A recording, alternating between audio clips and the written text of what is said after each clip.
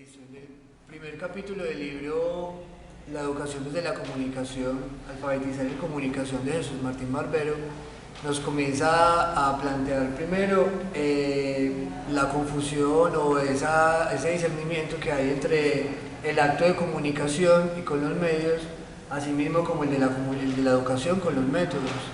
Entonces él nos dice que ha habido un problema en cuanto a la comprensión de estos términos, por lo cual nos lleva pues como a analizar o a hablar, o más bien nos habla de Paulo Freire, del proceso de vaciamiento del lenguaje por medio de las técnicas de alfabetización. Jesús Martín Barbero coincide y pues comenta que Paulo Freire es como uno de los primeros, o es el primer teórico de Latinoamérica, pues que se atreve como a hablar, o el primer teórico de la comunicación desde Latinoamérica. Y nos habla sobre la palabra generadora, donde esa es un elemento activo que está cargado de significación sedimentada. Dentro de los postulados más cercanos o de entre Paulo Freire y Jesús Martín Barbero está lo que es la palabra generadora. ¿Qué es la palabra generadora? La palabra generadora es aquella palabra o es el uso de la palabra que genera o despliega una acción en los sujetos. Al desplegar esa acción en los sujetos se convierten en parte activa de la sociedad, es decir, interlocutores de las decisiones sociales.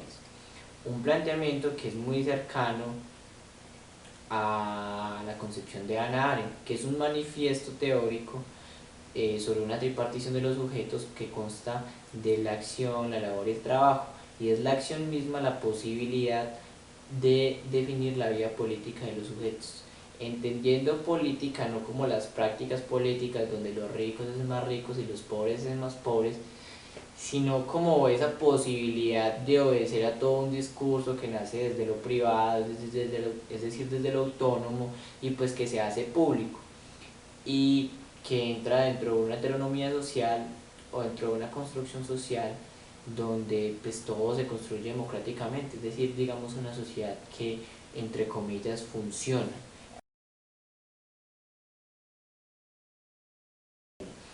¿Y dónde está, digamos, el meollo del problema? Está, digamos, en cómo las instituciones median los sujetos. Y pues dentro del texto, la institución en la que más se hace referencia es a la educación. ¿Por qué la educación? Porque la educación es una de las instituciones que tiene como particularidad la transversalización o está en primera instancia dentro de la formación, digamos, de los sujetos. Entonces, en la educación sucede algo que es realmente importante, y es que nosotros no tenemos una identidad clara. Y no tenemos una identidad clara porque nuestros docentes, cuando estamos en el colegio, nos venden nuestra historia de la siguiente manera. Nos dicen: los españoles llegaron a nuestros territorios y nos robaron el oro. Y eso es lo que indigna, que nos hayan robado el oro. Pero no nos cuentan que más allá de esa guerra, o lo que deja la guerra, es decir, las muertes y las pérdidas económicas, pues se perdió un capital simbólico. ¿Y cuál vendría siendo ese capital simbólico? Entonces el capital simbólico viene siendo nuestra identidad, nuestra cultura. ¿Qué perdimos? Pasamos de alabar al sol, la luna, la lluvia, pasamos de cosechar los alimentos y de sobrevivir con lo que podíamos o con lo que la tierra nos brindaba, a leer la Biblia, a creer en Dios, a optar por otro modo de vida que realmente no está establecido, digamos, en nuestro territorio. Eso no se cuenta, digamos, en la educación, y por eso no tenemos una identidad clara. Y al no tener una identidad clara, pues no tenemos con qué hablar, digamos, con propiedad. Y es uno de los déficits, digamos, de la educación.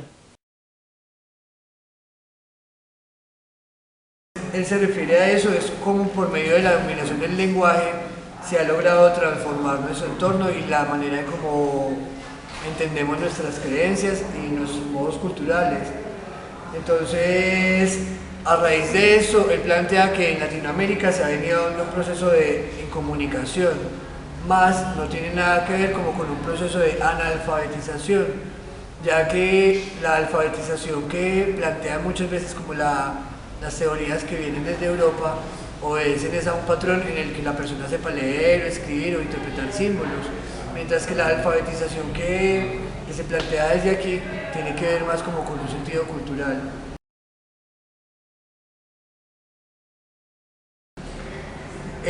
Ahí es cuando ya comenzamos a ver como la mediación del espesor simbólico.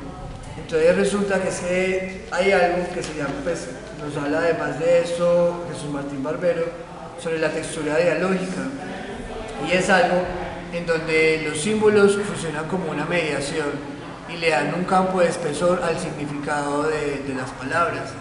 Entonces resulta que es que una palabra no es solamente una palabra como tal, sino que está constituida de signos y de símbolos como tal que imposibilitan la inmediatez de las cosas.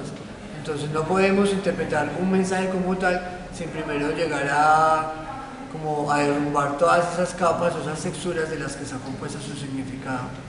Entonces para ahí nos habla también sobre como unas distinciones en las que se dan los símbolos. Entonces uno es como el símbolo hecho como algo por medio de una convención social y el símbolo como una distinción.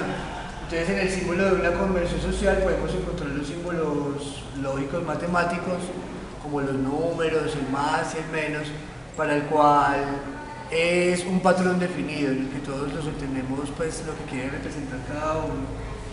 Y en la distinción simbólica ya hay tres factores en el que entran ahí pues como a definirse el símbolo. Pues primero está la simbólica sedimentada. Entonces por medio de la simbólica sedimentada, en esta textura, podemos encontrar cuál es el significado convencional o universal que se le puede dar a una palabra y por el cual todos vamos entendiendo. Asimismo, acá podríamos utilizar el significado, por ejemplo, de la palabra odio o guerra y todos tendríamos un concepto global frente a lo que representa eso. O sea, ya es cuando yo comienzo a encaminar o a darle un papel a este concepto, a esta palabra, a este significado. No simplemente la palabra guerra desde todos los aspectos, sino el aspecto de la palabra guerra que yo voy enfocando acá. Entonces ahí ya se habla sobre la palabra actual o la simbólica actual.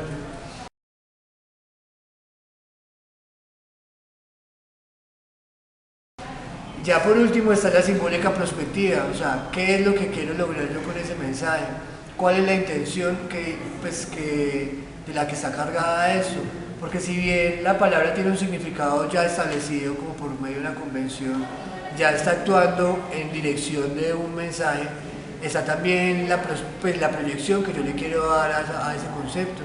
Entonces ya depende de pues por medio de ahí comenzamos a eliminar como ese paradigma de la subjetividad que puede haber en el lenguaje para darle un sentido más claro. Entonces, frente a eso, Jesús Martín nos habla, pues en la textura dialógica de la comunicación, nos recalca sobre la importancia del diálogo como un factor que nos permite reconocernos, enfrentarnos con el otro, hacer un eco de nuestra palabra y poder como interpretar o analizar un poco más a fondo de qué está hecho totalmente, de qué está hecho el lenguaje.